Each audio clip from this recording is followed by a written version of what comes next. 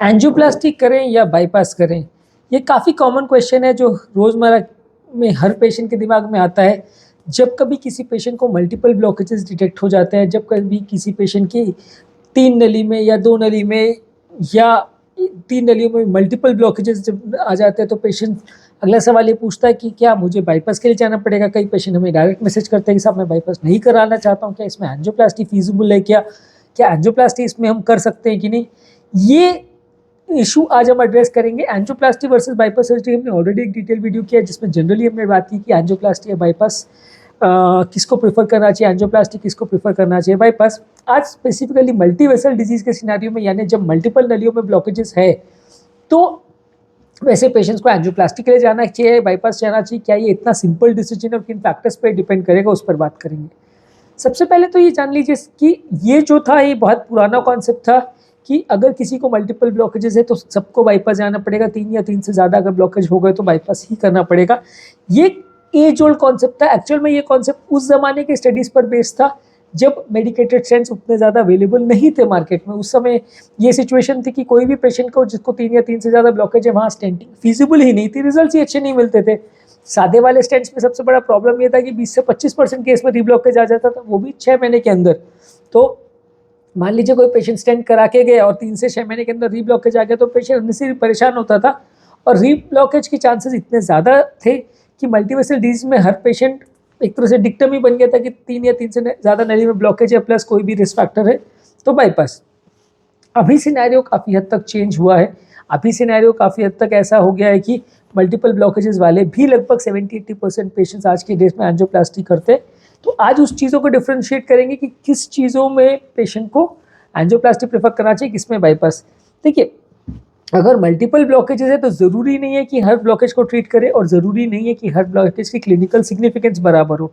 इसमें क्या है कि मान लीजिए अगर 3 ब्लॉकेज है 80, 90, 70% के, तो उसमें कौन सा ब्लॉकेज ज़्यादा क्रिटिकल है, कौन सा ब्लॉकेज मेन नली में है, कौन सा ब्लॉकेज साइड की नली में, कौन सा ब्लॉकेज मेन नली की ब्रांच में है, कौन सा ब्लॉकेज कितना एरिया सप्लाई कर रहा है, ये एक बहुत बड़ा फैक्टर बन जाता है डिसाइड करने में कि पेशेंट को एंजियोप्लास्टी करे या बाईपास सर्जरी करे।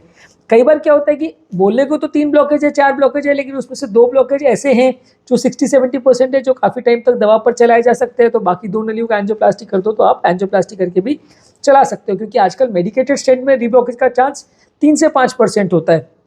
अगर आपने 2-3 स्टेंट भी किए तो मे बी 8-10% जैसा हुआ, तो बहुत ज़्यादा रीब्लॉकेज का चांस नहीं है। 4-5% तो रीब्लॉकेज का चांस बाईपास के बाद भी आ जाता है। तो इसलिए मल्टीवेसल डिजीज़ में आपको इंडिविजुअलाइज करना पड़ेगा कि पेशेंट के लिए क्या अच्छा है, क्या बुरा है, कितना ब्लॉकेजेस है, कितना परसेंट है, कौन सी नली को करना ज़्यादा ज़रूरी है, कौन सी नली को करना अभी कम ज़रूरी है, कौन सी ज़्यादा एरिया सप्लाई कर रही है, कौन सी कम एरिया सप्लाई कर रही है, किस नली में हार्ट अटैक होने से मृत्यु का चांस ज़्यादा होगा, किस नली में हार्ट अटैक के बाद पेशेंट को टाइम मिलेगा, नहीं मिलेगा, ये सारी चीज़ों को भी ध्यान रखना पड़ता है। कोई नली अगर मान लीजिए दूसरी नली को कोलैटरल सप्लाई कर रही है, दूसरी नली भी उस पर डिपेंडेंट है, तो उसकी वैल्यू बढ़ जाएगी, तो उसमें अपने को ट्रीटमेंट करना ही पड़ेगा, उसको छोड़ नहीं सकते। कोई नली मान लीजिए कि बहुत छोटी है, बहुत छोटा एरिया सप्लाई कर रही है, उसमें अगर हार्ट अटैक आता भी है तो रिस्क इतना ज़्यादा नहीं हो, तो उसको हम छोड़ सकते हैं। तो इसलिए मल्टीवेसल डिजीज़ पे एंजियोप्लास्टी वर्सेस बाईपास का जो डिसीजन है, वो बहुत सारे फैक्टर्स को दिमाग में रख के लेना पड़ता है, बहुत सारी चीज़ों को ध्यान में रखना पड़ता है। अगर मान लीजिए कि 3 या 4 ब्लॉकेज है, उसमें से 2 छोटी नली का है, 2 बड़ी नली का है, तो 2 बड़ी नली में आप स्टेंट कर दीजिए, बाकी दोनों को भी दवा पर चलने दीजिए, क्योंकि 70% ब्लॉकेज कई बार 5-10 साल तक भी बिना प्रॉब्लम के काम चला सकते हैं, उसमें दिक्कत नहीं आती। बहुत सारे मेरे ही ऐसे पेशेंट हैं जिसमें 3 में से 2 नली को हमने स्टेंट कर दिया और पेशेंट आराम से काम चला रहा है। इनफैक्ट कई तो ऐसे पेशेंट हैं जिनको मैं सामने से बोलता हूँ कि भाई आपका 80-90% है, इसमें करवा लीजिए, ये काफ़ी दिनों से पेंडिंग पड़ा हुआ, 2-3-4 साल हो गए, अभी तक भी कुछ नहीं करवाया है। तो पेशेंट सामने से बोलते साहब कोई दिक्कत नहीं है, अभी हम तो दवा पे चलाना चाहते हैं। तो इसलिए मल्टीवेसल डिजीज़ में हर ब्लॉकेज में दिक्कत आएगी ऐसा ज़रूरी नहीं है। जो ब्लॉकेजेस ज़्यादा क्रिटिकल है, ज़्यादा एरिया सप्लाई करते हैं, जिसमें ज़्यादा रिस्क है, उनको आप जल्दी एड्रेस कर लो तो ज़्यादा अच्छा है। एक और कॉन्सेप्ट ये है कि by chance patient heart attack लेके आया या अनस्टेबल एंजाइना लेके आया, तो उसमें से एक आध ब्लॉकेज में प्लाक रप्चर्ड होगा, यानी कि ऊपर की मेम्ब्रेन फटी हुई होगी जिसमें हार्ट अटैक आया है क्लॉट बनने की वजह से। तो आप वैसे में कई बार क्या होता है कि जो कल्प्रिट आर्टरी होती है जिसमें अभी हार्ट अटैक आया, आप सिर्फ उसका एंजियोप्लास्टी कर देते हो, बाकी सबको अभी आप दवा पर चलने देते हो। वैसे केस में आप सारी नलियों को स्टेंट एक साथ करने को नहीं जाते हो। अक्यूट हार्ट अटैक वाले सिनेरियो में तो सारी नली को आपको एंजियोप्लास्टी ही करना पड़ता है, बाईपास सर्जरी यूजली नहीं फिजिबल हो पाती है। तो इसलिए कई बार ऐसे सिचुएशन में अगर हार्ट अटैक का सिनेरियो हो तो आप मल्टीवेसल प्लास्टी कर सकते हो, यानी 1 या 2 को प्लास्टी करके बाकी को दवा पर चल सकते हो। अगर 1-2 ब्लॉकेजेस लेस क्रिटिकल है, कम है, तो भी आप 1-2 को स्टेंट करके बाकी को दवा पर चला सकते हो। तीसरा ये है कि बाई चांस अगर पेशेंट को ऐसा है कि ब्लॉकेजेस लेस क्रिटिकल नलियों में, तो भी आप दवा पर चला सकते हो 1-2 ब्लॉकेज को, बाकी को स्टेंट कर दो। चौथा ये है कि बाई चांस कोई टेक्निकल फिजिबिलिटी है जहाँ पे बाईपास पॉसिबल नहीं है, क्योंकि बाई चांस अगर डिस्टल नली है, नली के छेड़ा पर ब्लॉकेज है जिसकी वजह से बाईपास ग्राफ्ट करने को जगह नहीं मिल रही है, तो वैसे केस में भी आप एंजियोप्लास्टी को प्रेफर करेंगे, क्योंकि बाईपास में कई बार क्या होता है कि ऐसी नलियों में स्टेंट तो हो जाता है, लेकिन बाईपास का ग्राफ्ट लगाने को डिस्टल बेड में अगर डिजीज़ हो तो दिक्कत आती है। डिस्टल बेड में डिजीज से क्या होता है उसके लिए भी हमने एक सेपरेट वीडियो किया जो कि अपने चैनल पे देख सकते हैं।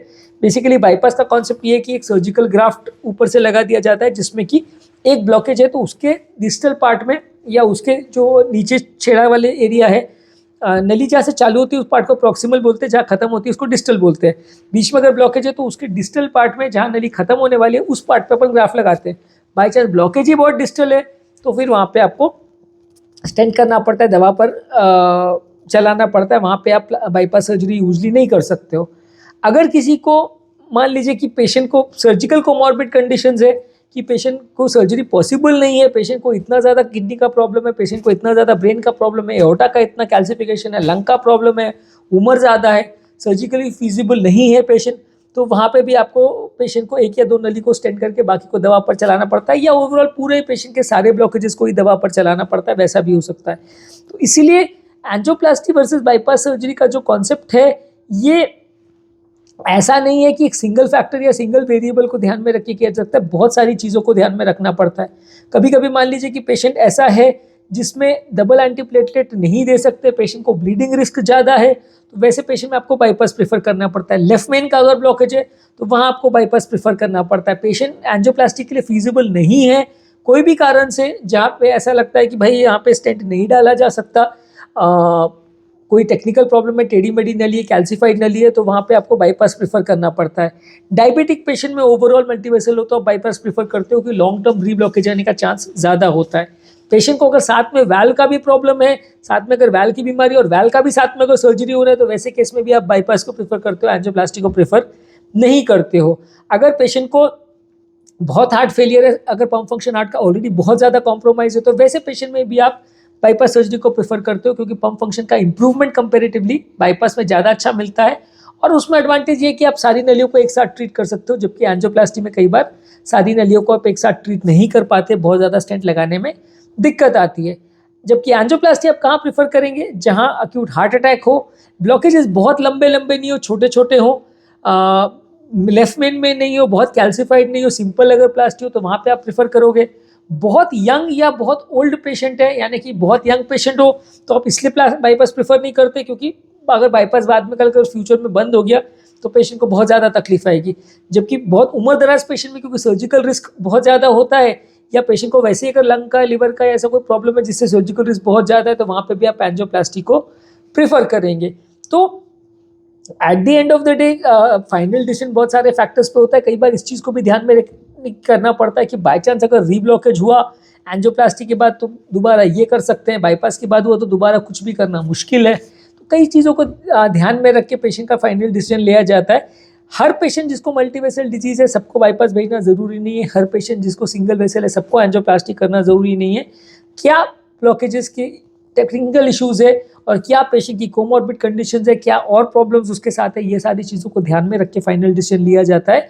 और इसके बेसिस पे इंडिविजुअलाइज केस को करना पड़ेगा। आप चाहो तो जब भी इस तरह का केस आपके पास आता है या आपके कार्डियोलॉजिस्ट आपको इस तरह का प्रॉब्लम बताते हैं, तो आप कार्डियोलॉजिस्ट के साथ डिटेल में डिस्कस कर सकते हैं कि भाई इसमें ये क्यों कर रहे हैं, ये क्यों नहीं कर सकते, इसमें बाईपास क्यों प्रीफर किया, एंजियोप्लास्टी प्रेफर नहीं किया, या एंजियोप्लास्टी क्यों प्रेफर कर रहे हैं, बाईपास क्यों प्रेफर नहीं कर रहे हैं। और at the end of the day patient choice तो है ही इसमें बड़ा फैक्टर, क्योंकि बहुत सारे केसेस में मल्टीवेसल होने के बाद भी पेशेंट एंजियोप्लास्टी को प्रेफर करता है, कुछ पेशेंट बाईपास को प्रेफर करते हैं, तो पेशेंट चॉइस तो मैटर करता है। ऑब्वियसली ज़्यादातर पेशेंट एंजियोप्लास्टी को प्रेफर करते हैं क्योंकि नॉन सर्जिकल ऑप्शन है, 2-4 दिन में काम वाम अपना पेशेंट चालू कर सकता है। बाईपास सर्जरी में बेड रेस्ट का ज़्यादा ज़रूरत होता है, लंबे समय तक पेशेंट बेड पर रहता है, तो वैसे केस में बाईपास सर्जरी को ज़्यादातर लोग प्रेफर कम करते हैं। तो आज के टॉपिक में हमने बात की कि मल्टीवेसल डिजीज अगर किसी पेशेंट को, तो उसमें क्या पेशेंट के लिए बेटर है, एंजियोप्लास्टी ही करना चाहिए या बाईपास ही करना चाहिए, किन केसेस में एंजियोप्लास्टी करना चाहिए, किस केसेस में बाईपास करना चाहिए, और ये डिसीजन किन वेरिएबल्स पर डिपेंड करता है, उस बारे में बात की। यदि इस टॉपिक को संबंधित आपकी कोई कमेंट्स, क्वेरी, सजेशन है, कोई और टॉपिक्स पर आप चाहते हैं वीडियोस बनाएं, कोई पेशेंट रिलेटेड क्वेरीज है, तो नीचे कमेंट सेक्शन में उनके बारे में बताइए, हम उन्हें कवर करने का प्रयास करेंगे। अंत में मैं डॉक्टर नवीन अग्रवाल तहे दिल से आपका शुक्रिया अदा करूँगा कि आपने इस टॉपिक को एंड तक देखा। जो लोग हमारे चैनल पर नए हैं उन्हें रिक्वेस्ट करूँगा कि चैनल को सब्सक्राइब करें। ऐसा करने से चैनल को कंटिन्यू करने के लिए हमें मोटिवेशन और इंस्पिरेशन मिलती है, और जब भी हम कोई नया कंटेंट अपलोड करते हैं तो उसका नोटिफिकेशन आपको मिल जाता है और उस कंटेंट को आप तुरंत देख सकते हैं। हमारे यूट्यूब लाइव सेशन में भी आप तुरंत पार्टिसिपेट कर सकते हैं। जो लोग हमारे चैनल पे बहुत ज़्यादा कंटेंट अवेलेबल है, ढूंढने में दिक्कत हो रही है, तो उनके लिए हमने बहुत सारे प्लेलिस्ट बनाए हैं। BP, sugar, cholesterol, heart attack, angioplasty, bypass, सबके प्लेलिस्ट है। स्पेसिफिक प्लेलिस्ट पर जाइए तो आपको डायरेक्ट वो वीडियो का लिंक्स मिल जाएगा जो आपकी बीमारी से रिलेटेड है, और आप उनको देख के ज़्यादा बेनिफिट ले सकते हैं बिना टाइम वेस्ट किए। और जो लोग ये सारा कंटेंट डिटेल्स में नहीं देखना चाहते, शॉर्ट में देखना चाहते हैं, ब्रीफ समरी देखना चाहते हैं, उनके लिए रेगुलर बेस पे हम यूट्यूब शॉर्ट्स अपलोड कर रहे हैं, जिसमें सारे टॉपिक्स का ब्रीफ समरी 1 मिनट में हम आपको देते हैं इंपॉर्टेंट टॉपिक्स या फीचर्स के साथ। ये सारे शॉर्ट्स भी हम इंस्टाग्राम और फेसबुक पे भी अपलोड कर रहे हैं, आप हमें वहाँ पे भी फॉलो कर सकते हैं। तो आपको सारे टॉपिक्स का ब्रीफ इंपॉर्टेंट समरी मिल जाएगा, जिसको आप फ्रेंड्स और रिलेटिव के साथ भी शेयर कर सकते हैं। Thank you.